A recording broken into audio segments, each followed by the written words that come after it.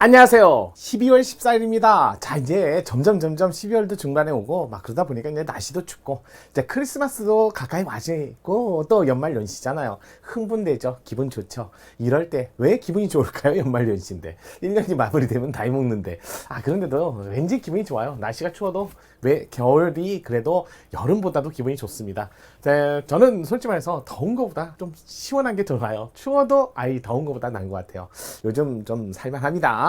자, 그러면 오늘 매일 헌법 통치우정 12월 14일 토요일입니다. 문제 한번 살펴볼게요. 24년도 하반기 비상 대비 문제 요것도 살펴볼게요. 자, 비상 대비 업무를 담당하시는 분을 위한 시험 문제인데요. 요거 솔직히 말해서 15문제밖에 안 되지만 다른 법학 문제들은 아마 9문제, 7문제 이러다 보니까 15문제는 많은 편이에요. 거기다가 비상 업무 담당자 뽑는 시험이 솔직히 수준이 높아요. 굉장히 높아요. 이번 문제가 그런 문제 중에 하나였어요.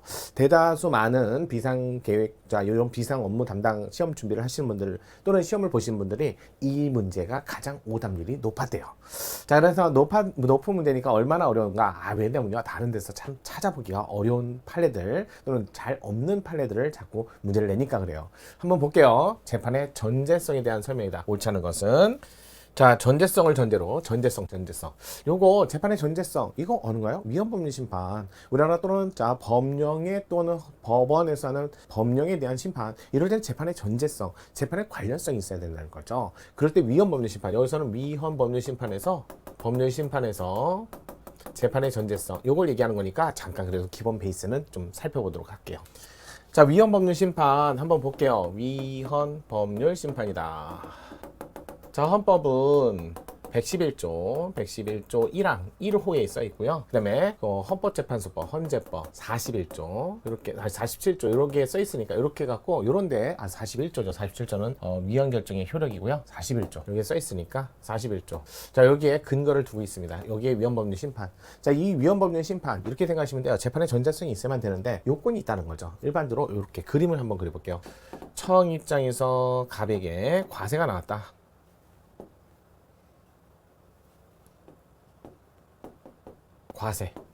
과세가 나왔다 또는 환수명령 나왔다. 자, 그러면 요 환수명령을 또는 과세가 나온 거에 이거 처분이고 요거를 나오게 된 근거 법률이 있을 거예요. 법적 근거법.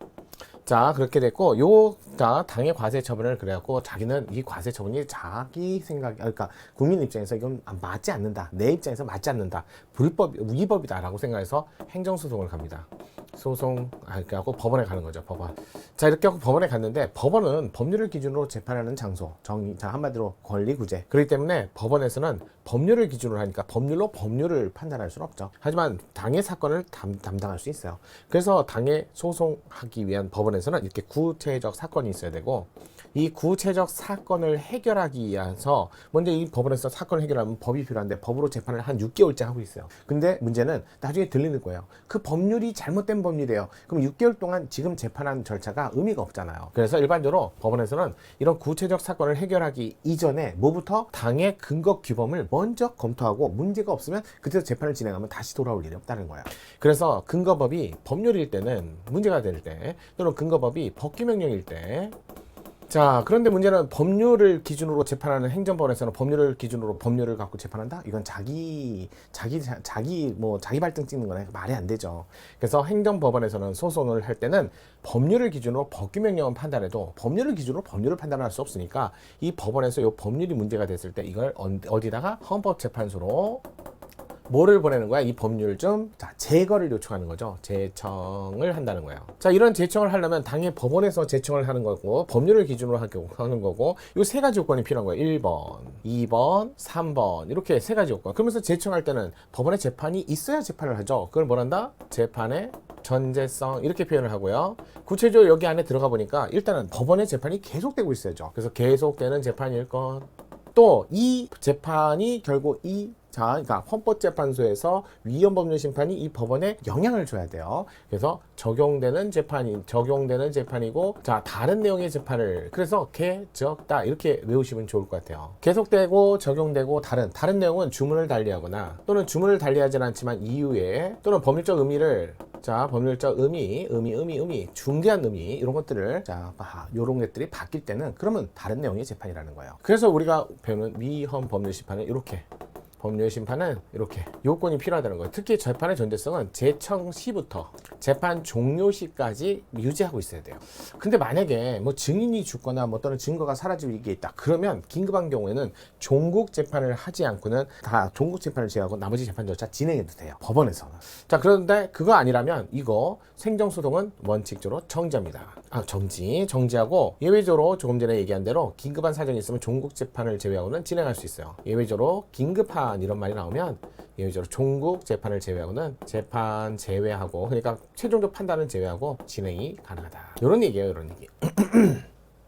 그래서 위헌법률 심판은 법원에서 제청하니까 법원은 영장실질 심사여도 관계없고요. 인지세 부과는 또는 정하는 결정하는 그런 법원이어도 되고, 자, 뭐 하여튼 법원의 재판이면 돼요. 자, 그런데 만약에 이게 법원의 재판이 아니라 행정재판이다, 못해요. 법원의 재판일 때만 이렇게 갖고 제청해갖고 위헌법률 심판이 끝날 때까지 정지했다가 요게 만약에 24년 12월 14일이다 그러면 25년 12월 자 14일이다 이렇게 됐을 때 1년 뒤에 이제 결정이 나서 위헌 결정이 나면, 그러면 다른 법률은 여기 이제 이게 헌법재판소법 47조 1항에 국가나 지자체는 기속이 되고 위헌 결정이 났을 때만. 자, 그러고 나서 그 기속력은 원래 장내연데 형벌에 관한 규정은 소급하고, 형벌에 관한 규정이 만약에 과거에 동일한 법조문에 대해서 합헌 결정이 있다 그러면 합헌 결정 다음 날까지만 소급한다, 이런 얘기가 나오는 거야. 근데 이건 형벌에 관한 규정이 아니니까 행정법이잖아요. 행정 관련이잖아요. 과세니까. 그럴 때는 장내연데 다만 당해 사건, 관련 사건, 병행 사건 이렇게, 그 다음에 위헌 결정 이후에 들어온 일반 사건 이런 것들은 예외적으로 소급표를 준다는 것까지 정리합니다. 요번 시간은 그런 소급표 문제가 아니라 재판의 전제성이에요. 그러면서 이제 재판의 전제가 된 게 법률인데,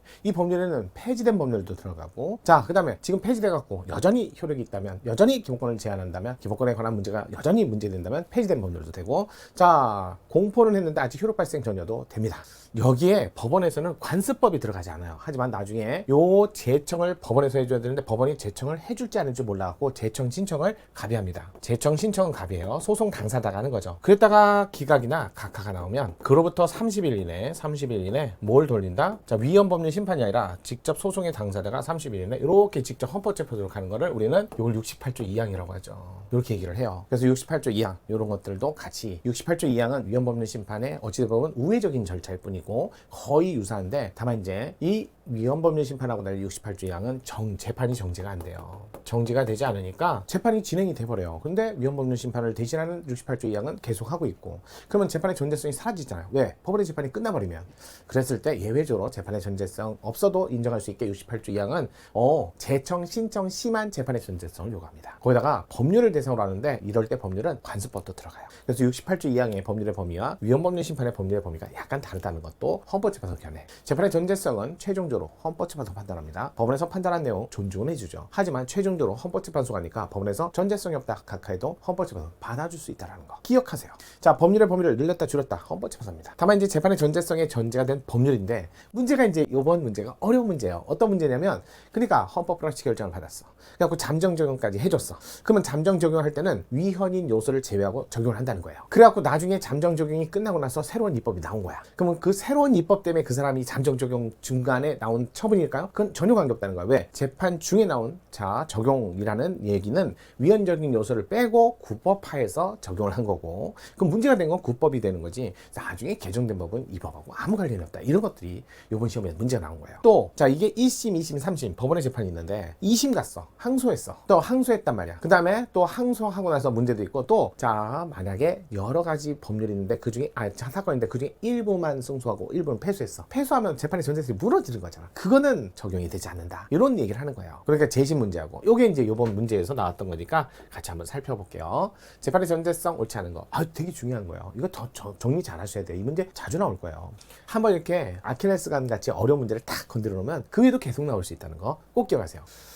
법원이 선택적 청구 중에 하나 받아들인 판결이 확정된 경우, 자, 선택적 청구 중에 하나를 받아들였고 나머지는 안 받아들였어요. 그러면 나머지는 전제성이 인정되지 않는다. 요거예요. 두 번째, 당해 사건, 재심 사건. 심판 대상 조항이 재심 청구 자체 적법 여부에 대한 재판인지 본안 사건에 대한 재판인지. 무슨 얘기냐면, 자, 재심 사건인데 심판 대상 조항이 본안에서만 적용되는 법률일 때가 있고, 자, 그 재심 청구 자체 적법 여부를 따지는 요건, 재판의 전제성은 요건이잖아요. 요건에 해당되지 않고 본안에서 쓸 있을 것만 가지고 그는 재판의 전대성이 인정될 수 있을까 없을까? 그건 없겠지. 그래서 자 일단은 법률 조항이라면 재심 청구가 적법하고 재심 사유가 인정되는 경우에 한해서만, 그러니까 본안 사건에 대한 재판에 적용된 법률 조항이라면 그러니까 예외적이야. 원칙적으로 안 되고 다만 재심 청구가 적법하고 재심 사유가 인정되는 경우에 한해서라는 제한적으로만 재판의 전대성이 인정될 수 있다. 이렇게 나와야 맞는지 뭐. 이거 중요하다니까요. 그다음에 3번 헌법 불합치 결정. 이거 헌법 불합치 결정. 잠정 적용. 요게 이제 옛날에 예전에 공무원 연금 자는데 퇴직금 연금 퇴직 이후에 범죄로 연금 일부를 삭감. 이거 위헌 결정. 그래서 근데 법을 다시 만들었지. 공직 중에 저 범죄를 저질렀을 때 퇴직금 일부를 삭감. 그건 왠지 맞는 것 같은데 만들다 만 거예요. 왜? 공직 중에 범죄가 직무와 관련 있는 범죄인지 직무와 관련 없는 범죄인지 구별을 해줬어야지. 그래서 헌법 불합치 결정한 거야. 그러면서 잠정 적용을 했다는 건 뭐야? 일정 시한 때까지는 직무 관련 없는 범죄까지 퇴직금 삭감을 하지 말고 직무 관련한 범죄라면 그러면 삭감을 해도 된다는 거야. 당에서 하는 직무 관련한 범죄로 퇴직금이 삭감된 사람 뭐냐? 환수 돌려받은 사람 제가 다시 하라는 거야. 그 돌려준 거, 그러니까 다 준 것 중에 재직 중에 범죄 중 직무 관련 범죄 받은 사람은 환수 명령 떨어진 거지. 그러면 환수 명령이 떨어졌는데 안 했으니까 압류 절차가 들어간 거지. 압류 절차는 또 자 나중에 새로운 개정법 이후에 들어온 거야. 어차피 압류 절차는 과거의 국법하에서 처분이 나가고 처분에 의한 집행 절차에 불과한 거니까 과거의 국법하에서 국법만이, 따라서 개정된 법률 조항은 당의 재판에 관련성이 없는 거지 이거예요. 따라서 법률 조항에 따라 퇴직연금 환수 처분이 이루어졌고 환수 처분에 후행 처분에 압류 처분이 이루어진 경우 압류 처분에 무효 확인을 구하는 소송. 자 헌법 불합치 결정에 따라 개정된 법률 조항도 아니야 이건 빼야지. 종전에 있던 법에 따라서 그게 재판의 전제성이 인정된다 이렇게 나와야죠. 그래서 3번이 정답이었어요. 어려운 질문이죠. 4번 당해 사건에 관한 재판에서 승소 판결을 받았다 하더라도 그 판결이 확정되지 않고 계속 소송 진행 중이라면 이 말이에요. 상소 절차에서 그 주문이 달라질 수 있으니까 판단을 해줘야 될 거 아니야 이런 얘기하는 거야. 그래서 확정이 아니라 확정된 이후에는 더 이상 판단 대상이 안 돼서 그건 재판의 전제성이 없는 거고요. 확정되지 않은 동안에는 일지 둘지 어떻게 알아? 그러니까 계속 가야지 이 말이에요. 주문이 달라질 수 있으므로 전제성 인정되는 거지. 개적다. 청구인의 파기환송 전에 항소심에서 승소 판결을 받았다는 사정만으로 아직 확정은 아니에요. 승소 판결을 받은 거지. 선고만 받은 거지. 그래서 법률 조항이 위헌 여부에 관한 재판의 전제성이 부정된다고 할 수 없다. 맞는지 뭐. 이렇게 정리하시면 돼요. 자 오늘도 정리. 이거 어려운 문제. 정말 힘든 문제 해주셨나요? 아니에요. 이 문제 정말 잘 정리하면 여러분 큰 거 하나 가지는 거예요. 이거 많이 틀리는 문제라니까요. 자 하나 지문이 전부 다 객관식 지문에서 정답 지문으로 나올 만큼 일당 100의 문제입니다. 오늘 정리 잘 하시고요. 내일도 통치우력 정인영입니다.